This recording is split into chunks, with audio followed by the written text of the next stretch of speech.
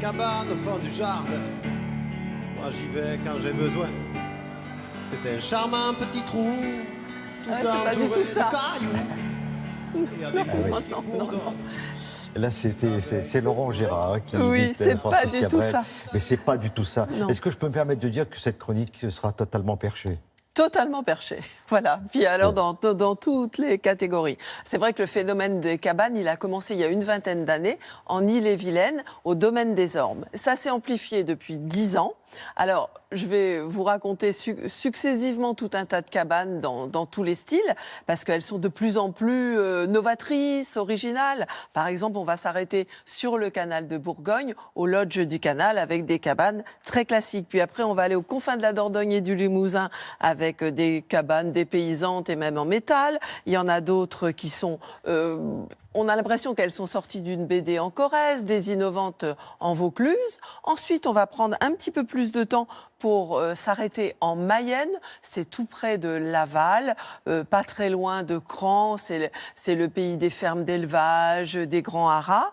Et pour voir des cabanes au bord des étangs, très très bien aménagées. Et puis, vous savez, à Télématin, on aime bien les belles histoires. Et là, c'est une success story que je vais vous conter, enfin que la personne qui l'a vécu va vous conter. Ça se passe dans le sud Dordogne, dans le sud Dordogne. C'est l'histoire d'un petit gars du village qui voulait faire du bois son métier. Il a fait les compagnons du devoir. Il a fait beaucoup mieux que ça.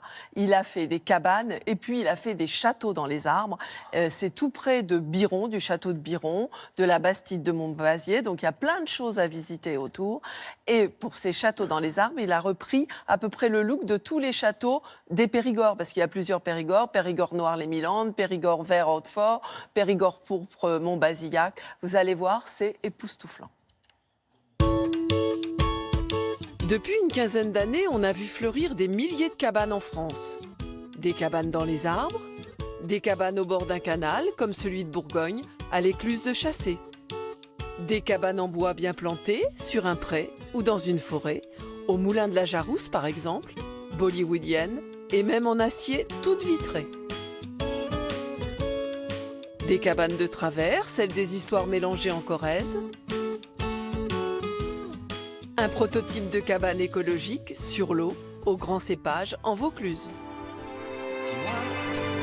Dis-moi, si les étangs de Mayenne sont toujours aussi beaux pour elle. Au milieu des étangs de Mayenne, autre découverte.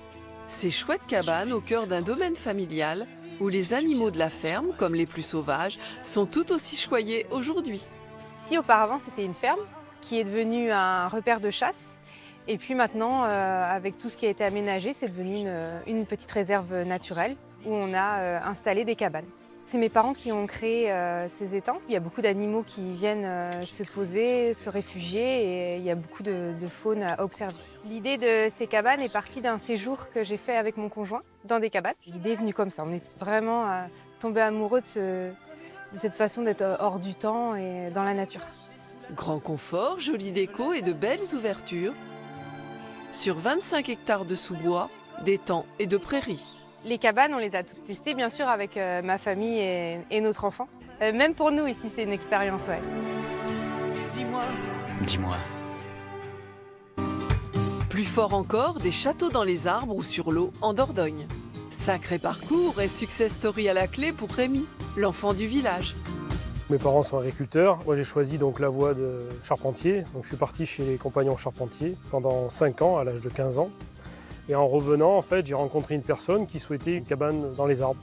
Donc j'ai dit, tiens, on va relever le défi. Et puis en fait, c'est suite à cette construction-là que je me suis dit, tiens, pourquoi pas baser mon entreprise sur la construction de cabanes dans les arbres. Donc au début, on m'a pris un peu pour un fou. Et puis après, petit à petit, en fait, tous les ans, ça a doublé.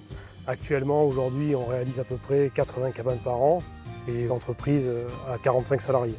J'ai eu la chance d'acquérir ce terrain qui, bien avant, comportait un château qui a été complètement détruit pendant les guerres. Et donc, l'idée était de reconstruire en fait, des cabanes en forme de château dans les arbres. Donc, on a repris des châteaux emblématiques du Périgord et on a aussi créé 2 châteaux sur l'eau. En fait, le château de Puy-Béton, c'était le nom de l'ancien château qui a été détruit. Donc on l'a complètement imaginé au niveau de l'architecture. En termes d'aménagement intérieur, on a vraiment poussé. Il est très spacieux, donc c'est vraiment une suite de luxe. Le gamin que j'étais il y a 15 ans, non, j'imaginais pas du tout ça. Je savais que j'aimais travailler le bois, mais après, de là à aujourd'hui, construire des cabanes, j'aurais jamais cru.